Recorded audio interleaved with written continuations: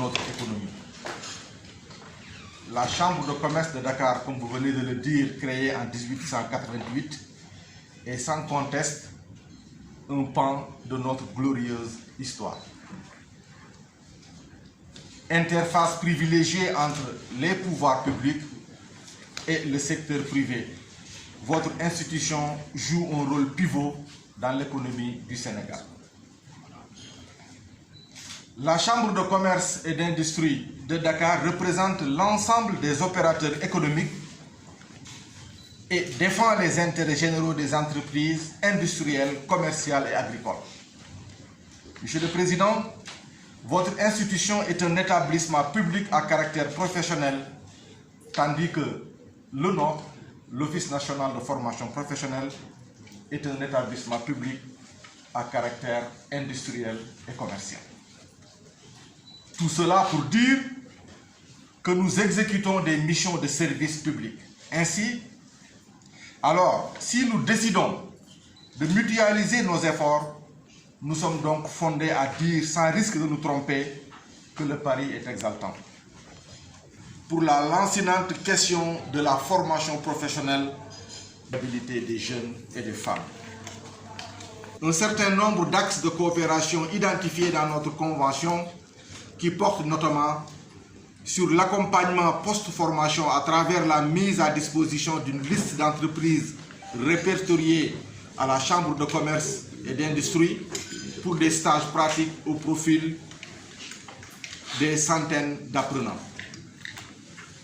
La promotion de l'entrepreneuriat des jeunes, l'information, l'animation et la sensibilisation des potentiels de l'Office national de formation professionnelle qui est les entreprises inclusives, une chance pour tous. Concept que nous allons très bientôt lancer et qui permettra désormais de mettre l'entreprise au cœur de l'insertion et de mettre l'entreprise en tant qu'opérateur de compétences pour permettre aux apprenants qui sont formés de pouvoir trouver très facilement des stages. Monsieur le Président, l'accompagnement post-formation cadre parfaitement avec l'approche chaîne de valeur de la nouvelle orientation de l'Office national de formation professionnelle avec une réelle dimension insertion à travers une démarche duale, formation et pratique en entreprise. Ceci permet au moins de répondre à l'un des facteurs clés dans le recrutement des nouveaux diplômés.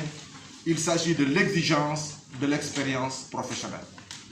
Nous plaidons ainsi pour que les stages pédagogiques et les pratiques soient comptabilisés comme expérience dans les curriculums vitae des diplômés.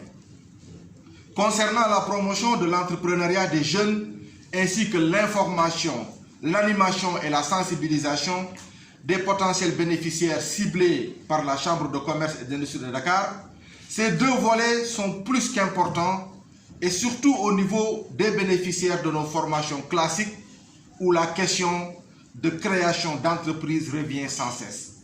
Si nous avons la Chambre de commerce et d'industrie de Dakar à nos côtés pour y répondre, cela ne serait que bénéfique pour les jeunes qui souhaitent se lancer dans cette perspective. Et nous pensons fortement que, au-delà de l'employabilité, les jeunes doivent être poussés vers l'auto-emploi et vers l'entrepreneuriat.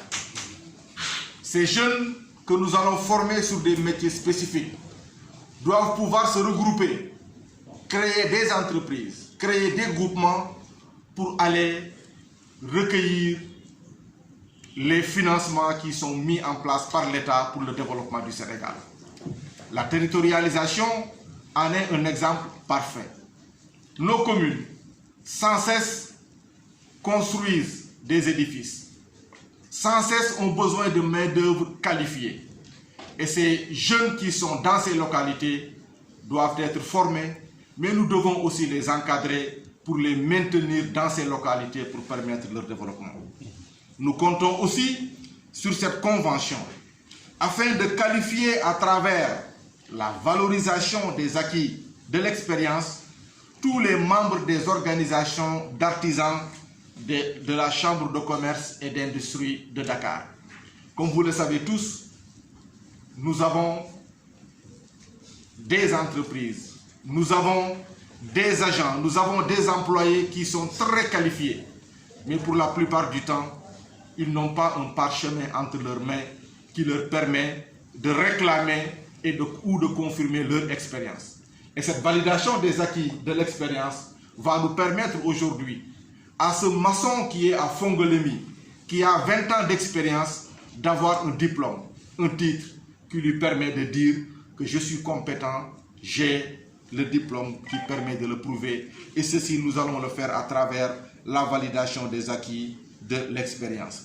Je sais que ceci constitue une problématique majeure pour plusieurs chefs d'entreprise artisanales qui sont dans notre système de formation professionnelle, des maîtres d'apprentissage dans leurs domaines respectifs. Je ne vais pas conclure mes propos, Monsieur le Président, sans me remémorer également de la portée de la convention signée dans vos locaux l'année dernière sur le projet Défi Archipelago, dans lequel nos deux institutions sont co-demandeurs, en partenariat avec nos collègues belges de l'APF, Association pour la promotion de l'éducation et de la formation à l'étranger. Et ceci témoigne tout simplement, ou plutôt confirme la volonté du chef de l'État, qui veut et qui souhaite qu'il y ait une synergie d'action entre les différentes structures de l'État. Nous ne pouvons pas régler le problème de l'employabilité. Nous ne pouvons pas régler le problème de l'insertion en nous focalisant uniquement sur la formation. Il faudrait que les entreprises privées, qui sont les créateurs d'emplois, comme j'aime à le dire, l'État ne peut pas recruter tous les jeunes qui sont formés.